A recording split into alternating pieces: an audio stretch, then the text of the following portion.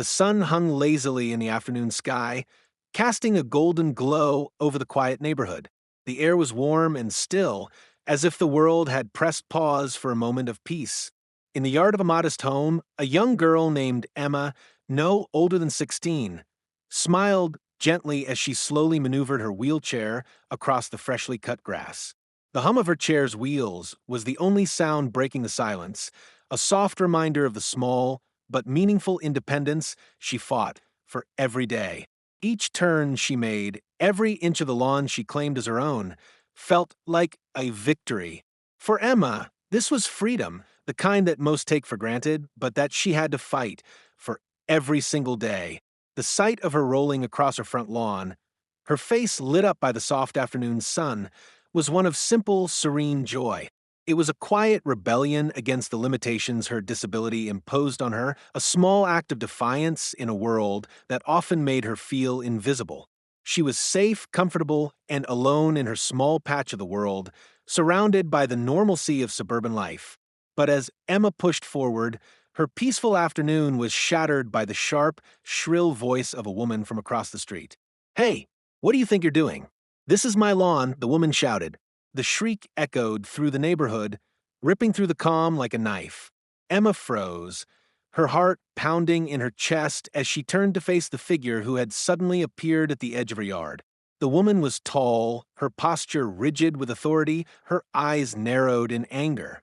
She stood with hands on her hips, as if claiming dominion over not just the grass beneath her feet, but over the very air Emma breathed.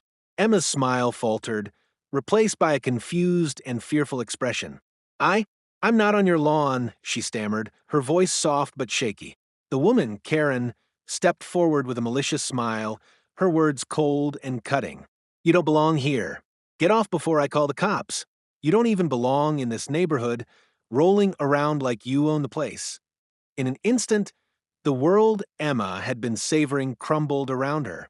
The stillness of the moment was replaced with the suffocating weight of confrontation, the safety of her space now invaded by a stranger's cruelty. The warm sunlight felt suddenly distant, as if the air had thickened with every word that followed. Fear coursed through Emma's veins, and for the first time in a long while her sense of security was gone. This wasn't just a confrontation, it was the beginning of something much darker. Emma had always been a fighter. At 16, she had already spent more time in hospitals than most people would in a lifetime. Diagnosed with cerebral palsy as a baby, her body had always betrayed her, limiting her mobility and forcing her to rely on a wheelchair to get around. Her legs, once full of potential, had become stiff and unyielding, and her hands, though strong, struggled to perform simple tasks that most people took for granted. But despite the challenges her body presented, Emma's spirit remained unbroken. She had always been resilient, finding joy in the smallest victories, like the simple pleasure of rolling across her front yard on a warm afternoon. For Emma, the wheelchair wasn't just a tool for mobility, it was a symbol of her strength. She hated it, but she couldn't live without it. And on days like today, when the sunlight danced across the blades of grass, it felt like her wheelchair was less of a limitation and more of an extension of herself.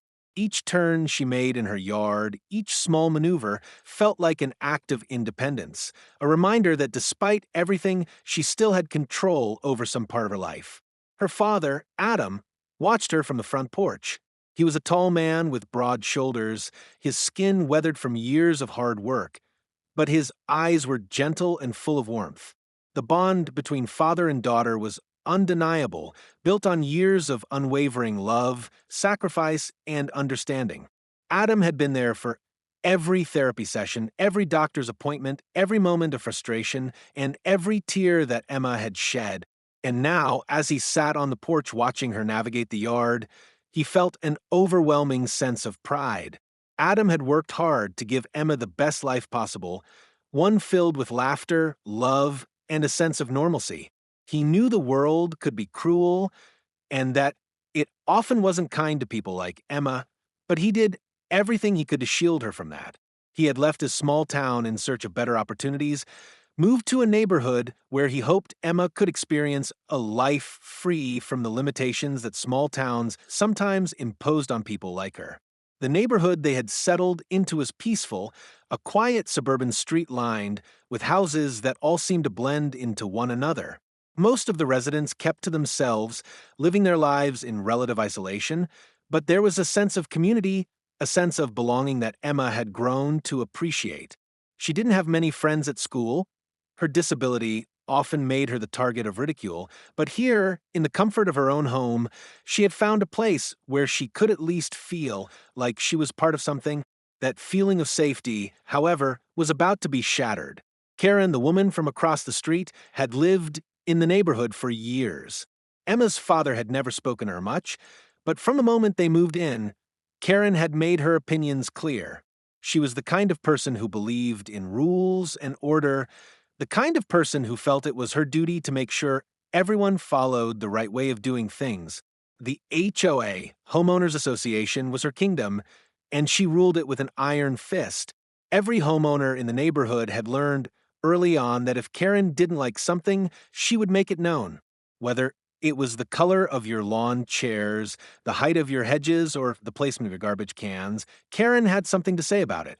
Emma didn't understand the appeal of Karen. She didn't see the need for someone so obsessed with control. To Emma, Karen's presence in the neighborhood was like a shadow that loomed over the otherwise peaceful life they had built. She wasn't sure what had triggered Karen's disdain for her family, but Emma always felt that Karen didn't like them from the very beginning. Adam had tried to brush it off. She's just a busybody, he'd told Emma on more than one occasion. Don't pay her any mind. But deep down, he knew Karen's actions were more than just a nuisance. They were a reflection of something deeper, something ugly. Despite Adam's reassurances, Emma had learned to avoid Karen as much as possible. Whenever she had to go outside, she made sure to stay within the confines of their property, keeping her distance from the woman who seemed to derive so much pleasure from enforcing the unwritten rules of the neighborhood. That afternoon, as Emma rolled across her front lawn, she felt a sense of peace. The sun was warm, the grass soft beneath her wheels, and for a moment, she could forget about the world outside. She felt the cool breeze on her face and smiled. It was a simple moment, but it was her moment, a feeling of independence, no matter how fleeting. And then it happened. Karen's voice, shrill and cutting, shattered the calm. Hey, what do you think you're doing? The words rang through the air like a sharp slap, and Emma froze in her tracks. Her heart skipped a beat as she looked up to see Karen standing at the edge of her yard, hands on her hips, an expression of pure disdain on her face. "This is my lawn," she barked, her tone dripping with entitlement. Emma was taken aback. She hadn't done anything wrong. She wasn't trespassing. She wasn't even near Karen's property. But there was Karen already stepping onto Emma's lawn, her anger palpable. "You don't belong here," Karen continued, her voice growing louder, more aggressive. "Get off my property. Now." Emma's stomach twisted with fear. This wasn't just a simple, neighborly complaint. It was a confrontation, one that would make her entire body tense with anxiety. She had learned long ago that people like Karen didn't care about the truth, they only cared about power. Adam, hearing the exchange from the porch, stood up quickly. His protective instincts kicked in. "Hey, what's going on here?" he called out, stepping forward to confront Karen. Karen didn't even look at him. "Your daughter is on my lawn," she snapped. "I'm not going to stand by and let her ruin the neighborhood." Adam's heart sank. He knew this wasn't just about the lawn. It was about control. And in that moment, he realized that this was just the beginning of something much darker. The peaceful life they had built in this neighborhood was being threatened by someone who didn't care about fairness, compassion, or respect. It was a battle of wills, and Karen had already drawn her line in the sand. For Emma, the warmth of the sun and the comfort of her wheelchair suddenly felt far away. The safety she had felt in her own yard was replaced by an overwhelming sense of vulnerability. The tension in the air was palpable, thick with unspoken animosity. As Karen stood at the edge of the lawn, her eyes locked onto Emma with a look that could only be described as disdain. Emma felt a wave of dread wash over her. She could sense her father's unease behind her, the protective stance he immediately assumed, but the fear still gripped her heart. Her own home, the place that had always been her sanctuary, suddenly felt like a battlefield. Karen's voice rose once more, cutting through the silence. "I've had enough of you people." Her words were like daggers, sharp and pointed. "You think you can just roll around anywhere you like? You're nothing but a nuisance." Each word was filled with venom, dripping with a hatred that Emma could not understand. She wasn't trespassing. She hadn't done anything wrong. Yet Karen's words carried a power that made Emma feel small, insignificant. Adam stepped forward, his face tight with anger. "Enough, Karen. She's not bothering anyone. This is our property, and she has every right to be here." His voice was calm, but there was a coldness to it that betrayed the frustration building inside him. Karen didn't back down. Instead, she took a step closer, crossing the invisible line that separated their yards. "Not anymore. This isn't a place for people like you," she sneered, her eyes scanning Emma's wheelchair with barely concealed contempt.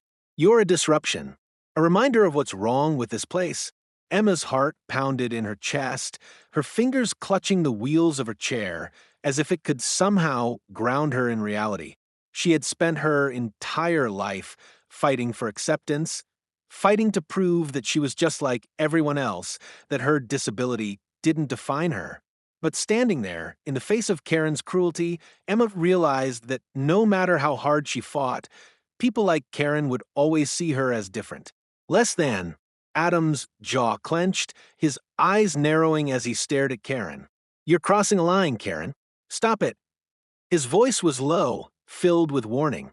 But Karen wasn't done.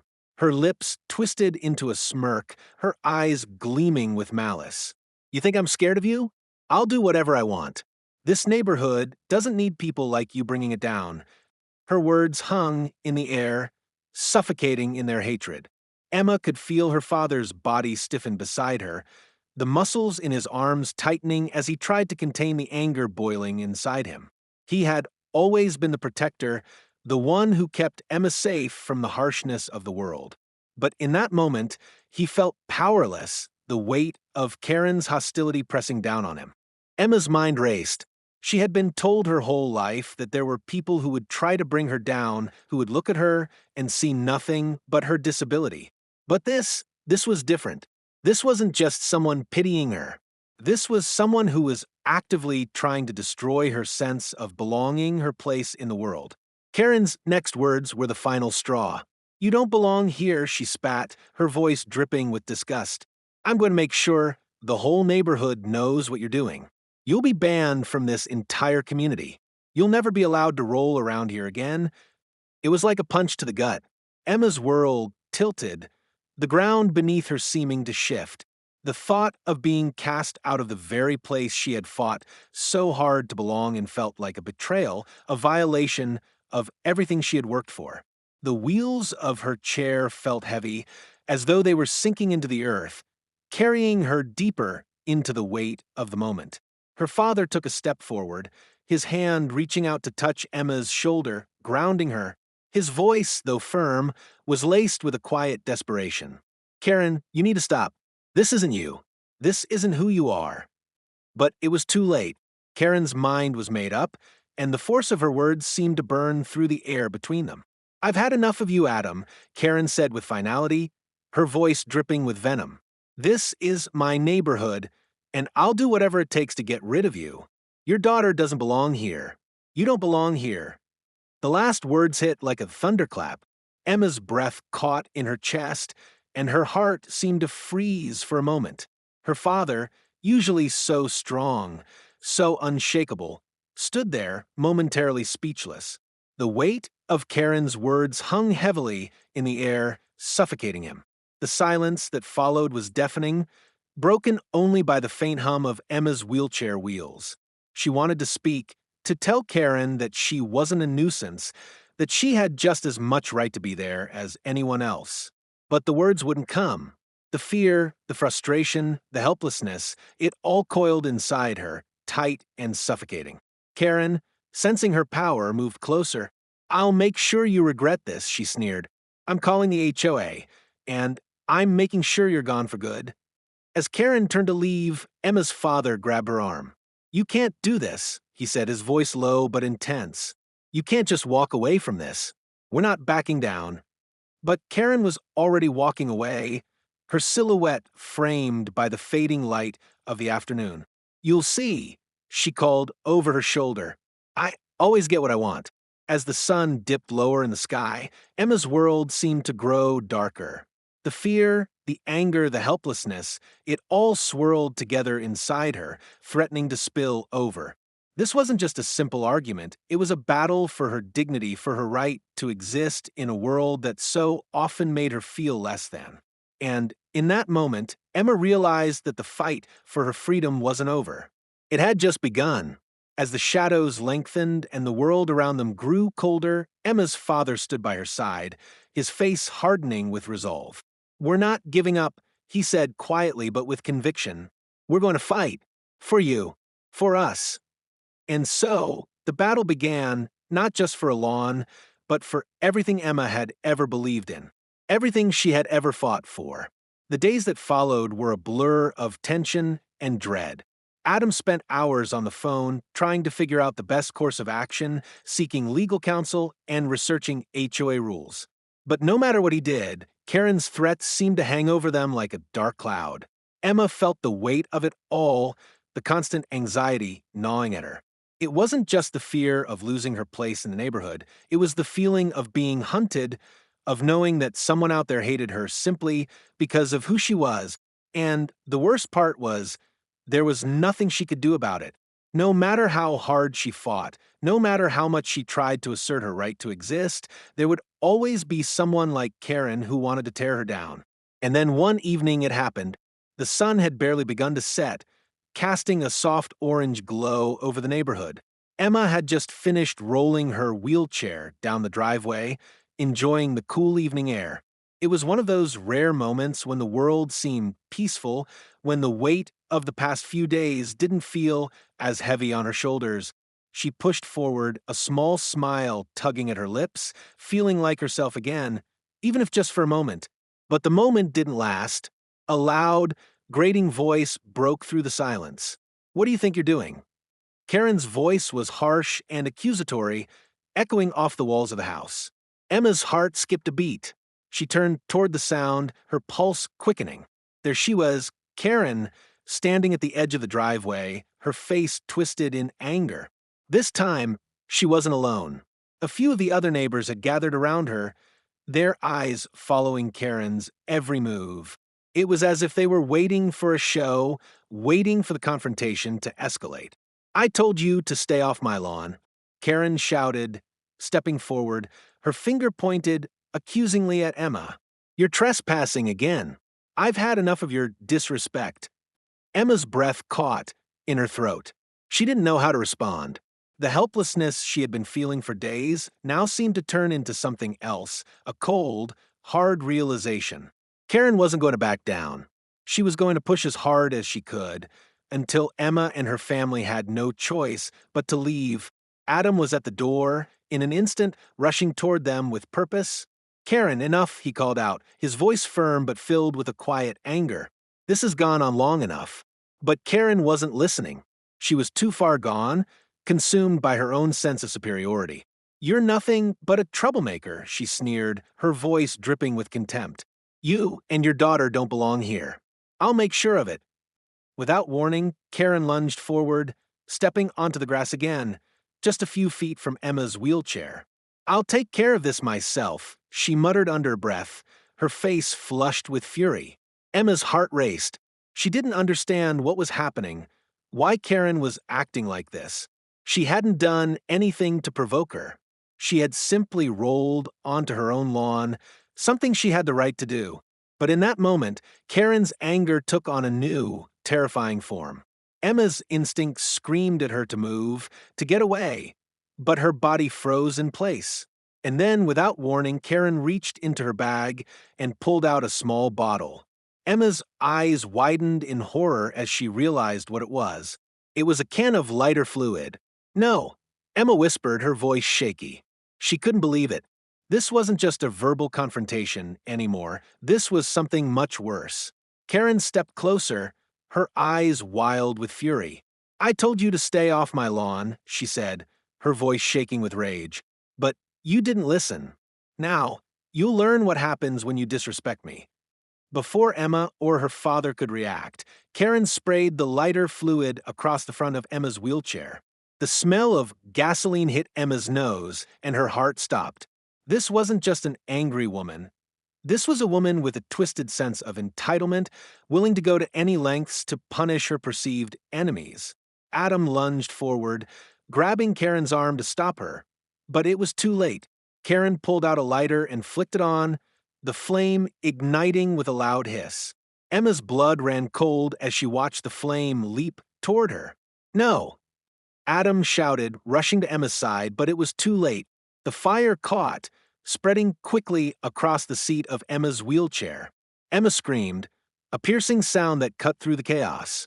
The pain was immediate, searing, unbearable, but the worst part was the helplessness. She couldn't move. She couldn't escape. The world seemed to slow down, everything happening in a blur of heat, panic, and smoke. Adam yanked Emma from her wheelchair with a strength that surprised even him, dragging her away from the flames just in time. He collapsed with her on the grass, his hands frantically patting at her clothes, trying to put out the fire. But the damage had already been done. The neighbors, who had been watching in stunned silence, suddenly sprang into action. Someone dialed 911. Others rushed to help Adam, but the damage was already done. Emma's clothes were singed, her skin reddened in places, and her heart was racing from the shock.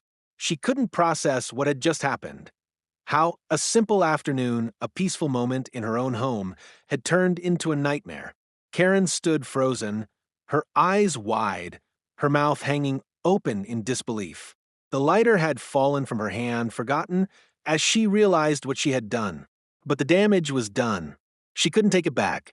Adam held Emma tightly, his breath ragged as he whispered reassurances to her, even though his own heart was breaking. "You're safe now," he said, over and over, his voice trembling. "You're safe." But Emma couldn't shake the image of the flames, the heat, the terror. She couldn't understand how someone could do something like this, especially to a young girl in a wheelchair. The world, once so familiar and safe, now felt like a place full of danger, filled with people who were ready to tear her down at any moment. As the sirens grew louder, Adam's voice grew quieter, his grip tightening around Emma. This wasn't over. Not by a long shot. The battle for their home, for their dignity, had just begun. And Emma knew, deep down, that she wasn't going to stop fighting, not for herself and not for her father. The world would see her strength, and they would see Karen for what she truly was.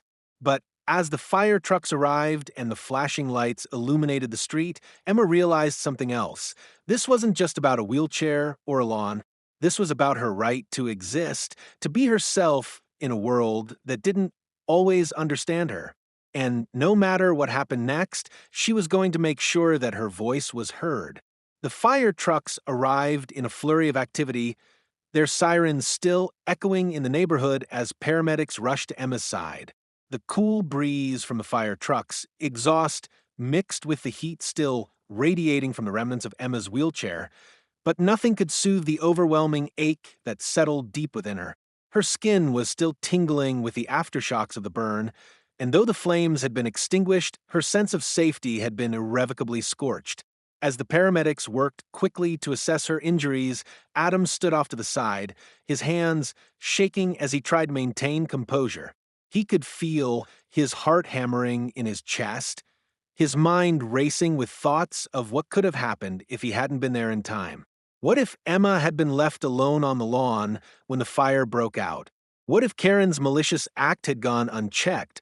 But now wasn't the time for what-ifs. Adam knew there were bigger battles ahead, ones that would test not just his strength, but also his resolve to protect his daughter. As the paramedics wrapped Emma's burns with clean bandages, her eyes remained fixed on the ground. She had been through so much in her young life, but this felt different. This wasn't just a matter of physical pain. This was an assault on her dignity, on her right to exist in a world that often made her feel like an outsider. Are you all right? Adam asked gently, his voice filled with concern. He knelt beside her, his hand resting softly on her shoulder, as though he could protect her from the world's cruelty just by being there. Emma nodded slowly, but her gaze remained distant, as though her mind had retreated into a place of silence where the reality of what had just happened couldn't reach her. The paramedics finished their work, and one of them handed Emma a cup of water, which she accepted with a faint smile, but no real enthusiasm. Do you need to go to the hospital? The paramedic asked. I don't think so, Emma replied, her voice weak. Just get me out of here. Adam's heart broke. She didn't want to face the world right now, not after what Karen had done to her. But Adam knew that this wasn't just about physical injuries. The emotional toll of the incident would last far longer than the pain of the burns. Emma had just been thrust into a world where cruelty and malice had been directed at her for no other reason than her disability. It was a world where she had been made to feel small, unwanted, and that was the most devastating injury of all. Karen stood at the edge of the crowd, her face a mixture of shock and disbelief, as though she could not comprehend the magnitude of what had just transpired.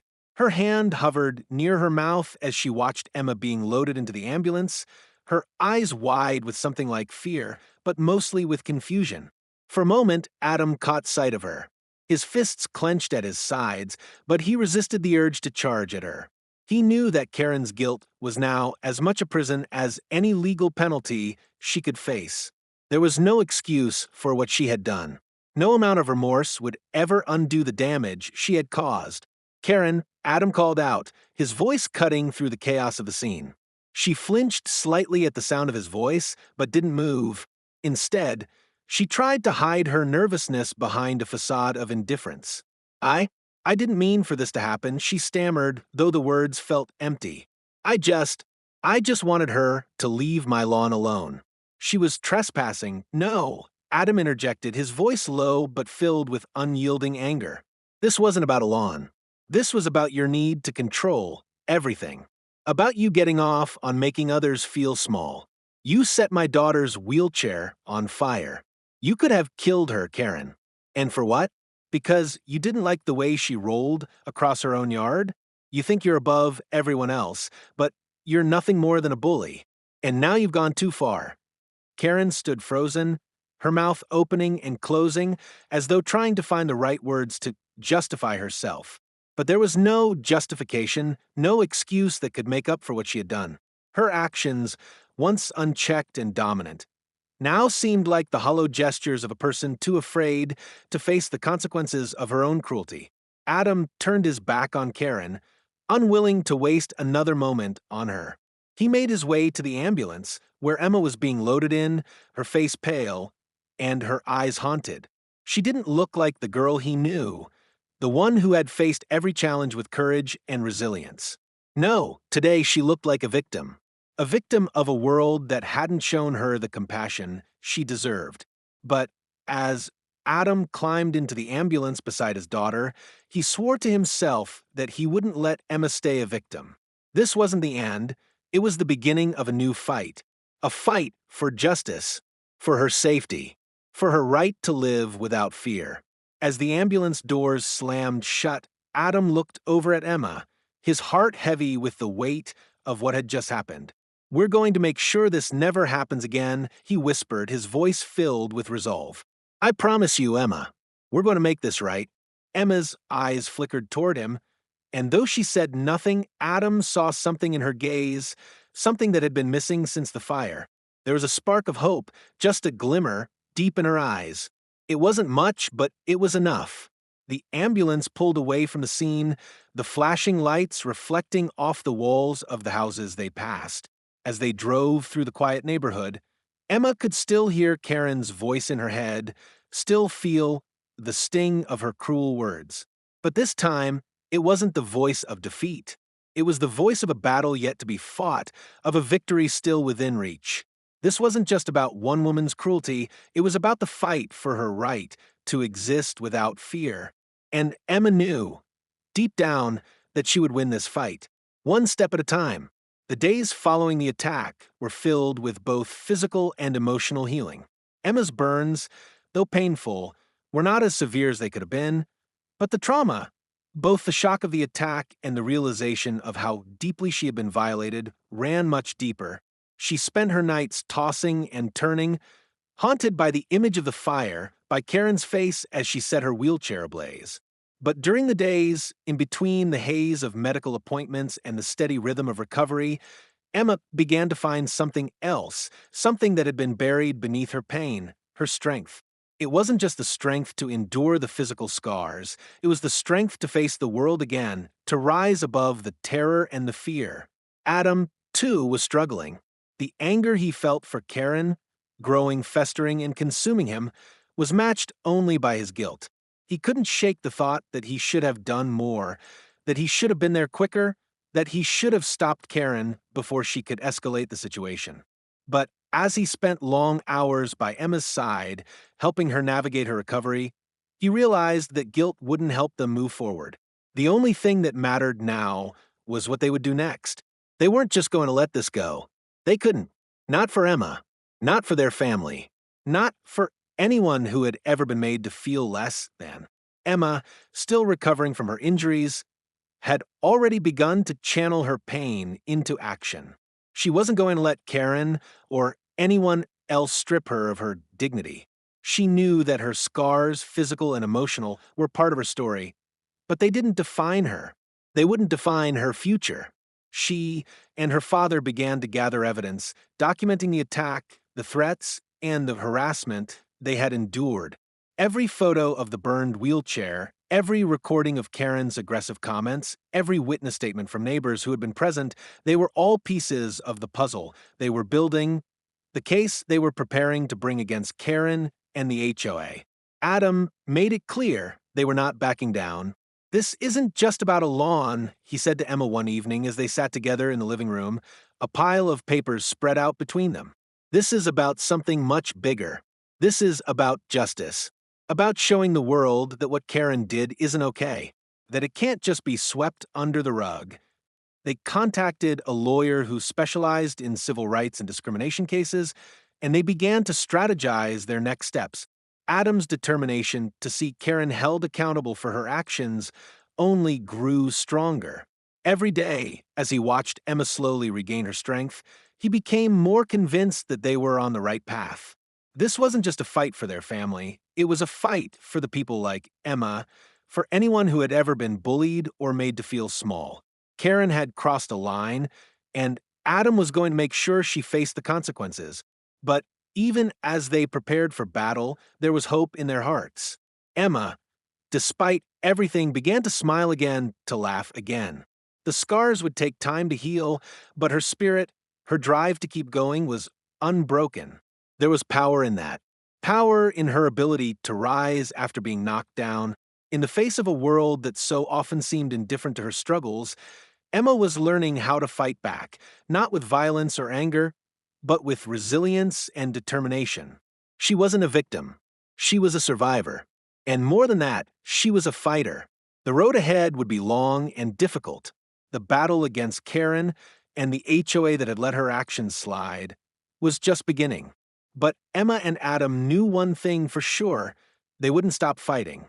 They had come too far to give up now. As they gathered their strength, both individually and together, Emma and her father made a vow to each other, to themselves, and to the world that they would not let this injustice define their lives. It was not the end of their story. It was merely the beginning. They would fight for justice, not just for them, but for every person who had ever been wronged, every person who had ever been made to feel like they didn't belong. Emma's fire, both the literal and the metaphorical one, had sparked something in them, a resolve to stand tall, to keep fighting, and to never back down. What happened to Emma shouldn't happen to anyone. The cruelty of Karen and the HOA's disregard for basic human dignity has left scars that run deeper than the physical burns Emma endured. But Emma's story is far from over, and it's not just about her. It's about all of us standing up against the abuse, discrimination, and bullying that so many face in silence. We have the power to make a difference. If you believe that everyone deserves to be treated with respect and fairness, if you believe that no one, especially disabled individuals, should ever be made to feel less than, then it's time to take action. Subscribe to this channel to stay informed, to stand with Emma, and to join the fight for justice. Share this video with your friends, your family, and your communities to spread the word. Let's raise our voices together and show people like Karen that they won't get away with cruelty. Every like, every share, every comment matters. Together, we can make a stand against HOA abuse and create a world where respect and kindness are the norms, not the exceptions. It's time to act, because no one deserves to be treated this way. Let's make sure Emma's fight is not just hers, but ours as well.